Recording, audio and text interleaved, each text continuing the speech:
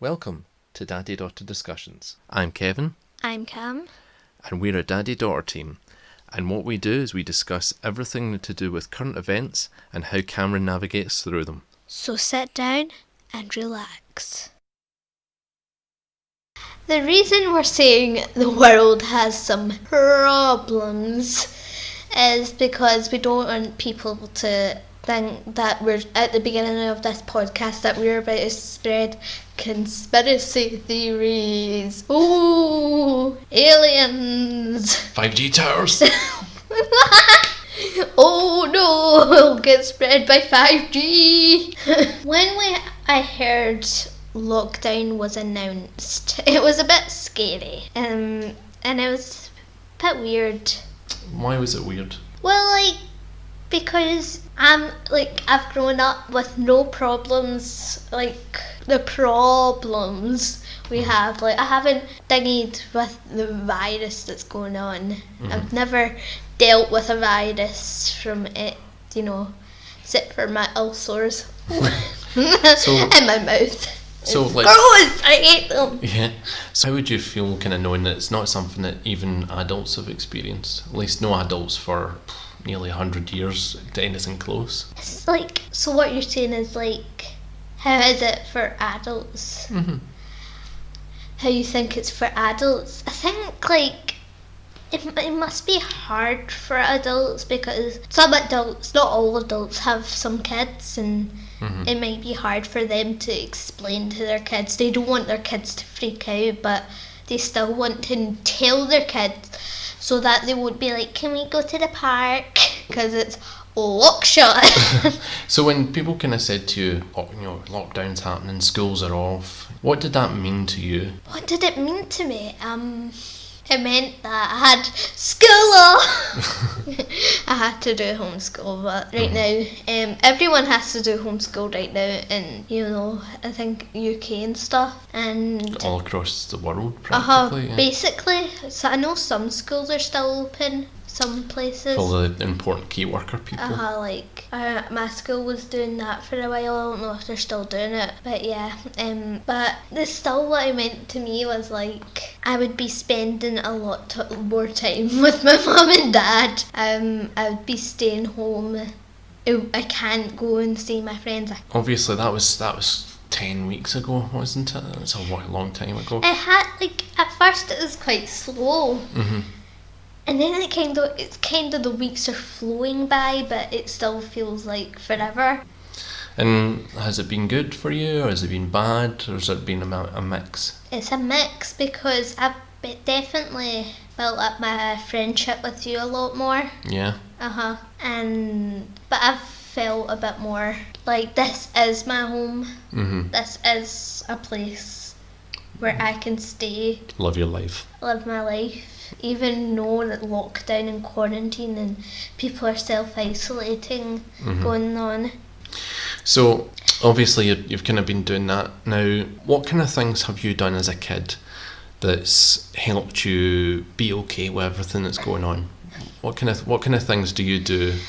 I am probably the weirdest person ever. But I have a few things that are even they help me, so I guess I can say they're not weird, but they're weird to me as in other kids are doing gaming and stuff like that.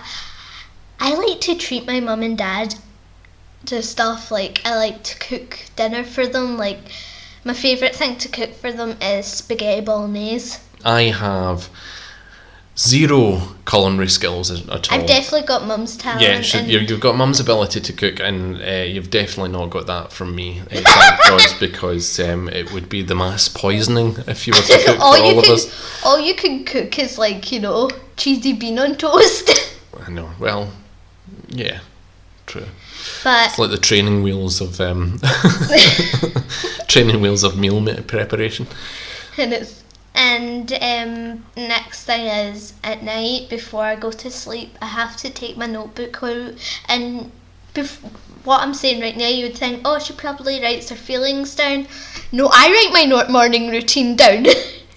it's like a military operation. I cannot go without it. So give people an example of what you're going to put in it. Wake up at 7. I wake up before Mum and Dad. I wake up at 7.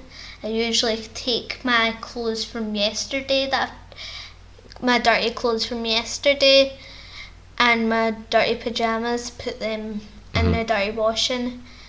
And then I go downstairs. Sometimes, like not all the time, I'll forget sometimes to put in my notebook to feed the cats and Wallace. Yeah. Wallace is our guinea pig and he's so cute. Feels like the oldest guinea pig in the world. He is. He's lived for 6 years and I'm like, they live up to around 8 years. Mm-hmm.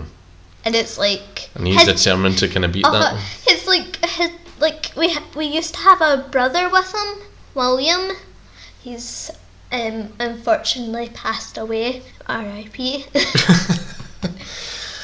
We're not joking about this, but like I really do miss him. But now Wallace is the funniest creature because he just, he's like, he loves being by himself. And Mum feeds him.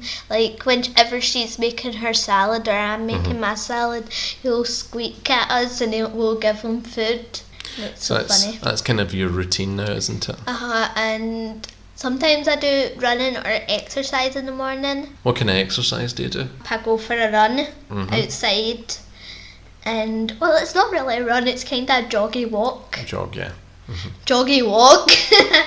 Because, like, I'm not the best at running up hills. And Scotland's a very hilly place. Yeah, very true. Okay, so you do your kind of your wee prep in the morning, you do your exercise. What other kind of things is part of your routine? Part of my routine is that it? You're just kind of... No, I do have other things. Get dressed. Well, I would hope you'd done all that before you went for a jog. And before I put all my clothes away. Yeah, I might get your dad may be in a lot of trouble with the social work if my child's running about naked out and about. Cover the children. So we've done that. So you've got all that, and do you think doing all those things? Do you think it helps you kind of just with everything that's going on, the things that obviously you don't have any control over, Yeah, the reason I write in my notebook is like I control over what I can do. If I can't control what the world's problems have right now, maybe I can control my morning. You can kind of get a grip on your life and how it goes, yeah? Yeah. I suppose that's one of the things that I'm quite lucky because obviously I work from home, so it's easy for you to... Yeah, commute to work. Right, so it sounds like it really helps you a lot, yeah? What do you think? Yeah, definitely. So what do you do? Obviously you've got your wee structured routine, but what do you do to kind of like, in these times of the problems, what do you do to kind of to unwind or to relax, or if you're feeling a bit anxious or a bit stressed or something like that, what do you do to kind of help as a kid? What do you do to kind of help yourself out? Play Minecraft.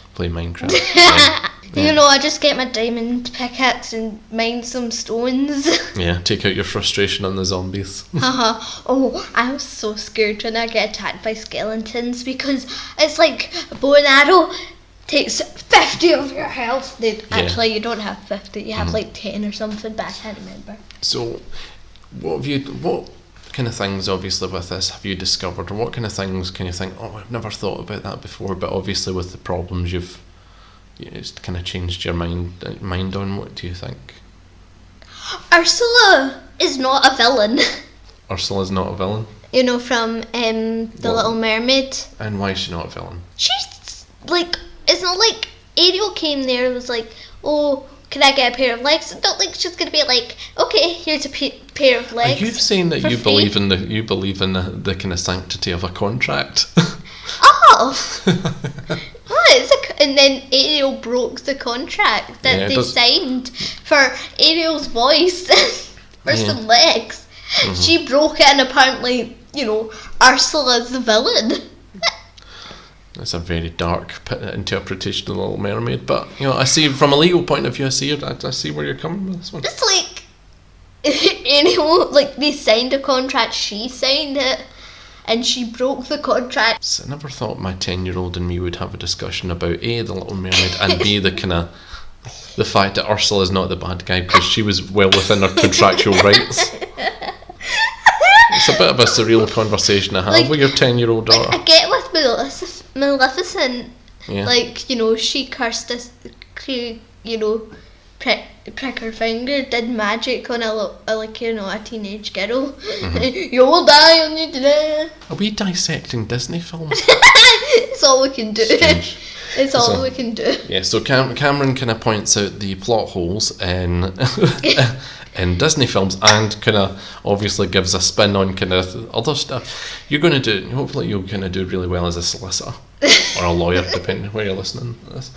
So, with everything that's going on, what kind of advice would you give to kids who are feeling a bit scared or stressed out? From 10-year-old to 10-year-old, if anybody was listening, what would you say? Isolate yourself in your room. Don't go out. That's not the correct answer. It's a joke, you know that. Okay. So what's the real answer? Probably to find something you do have control over, not your parents' credit card. I just gave it a look. But anyway. But find something you can have control of, like how you decorate your room maybe, or how you wake up like me, or Do you think writing a list of routines that's something that helps kids? Or do you think it would help kids?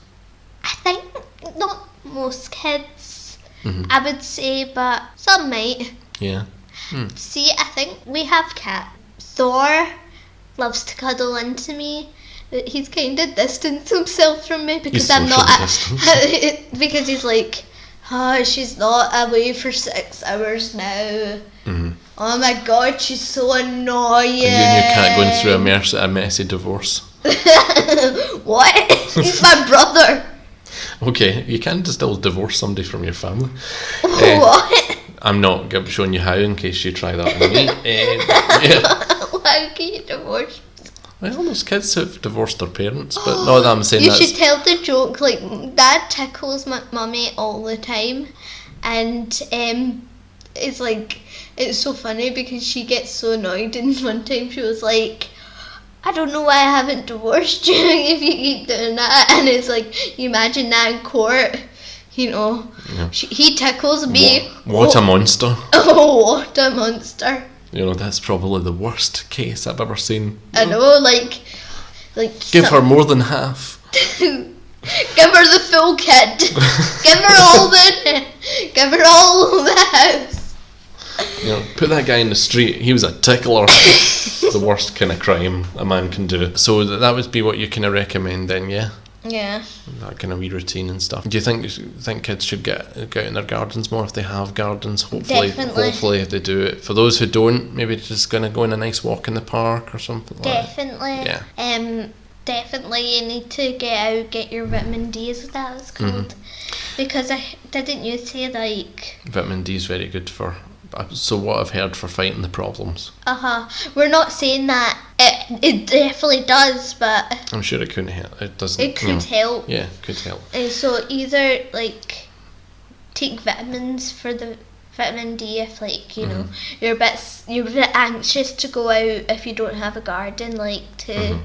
parks if you have anxiety or something, or you're just anxious in general. We're not judging, but talk to people. Hopefully you've got kind of something like FaceTime, or you've got kind of Zoom or anything like that, so you can talk to each other and kind of catch up as well, because there may be people who are on their own but they don't want to be a bother, and obviously if you give them that wee Zoom call or kind of check in on them and they can check in on you, you can all kind of support one another, can't you? Mm-hmm.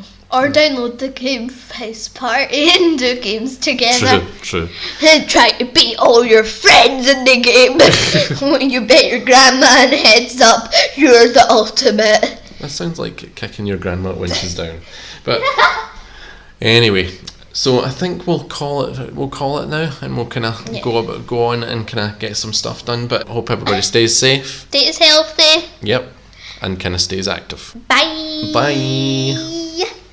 Thank you so much for listening. If you enjoyed our podcast, please tune in at the same time next week.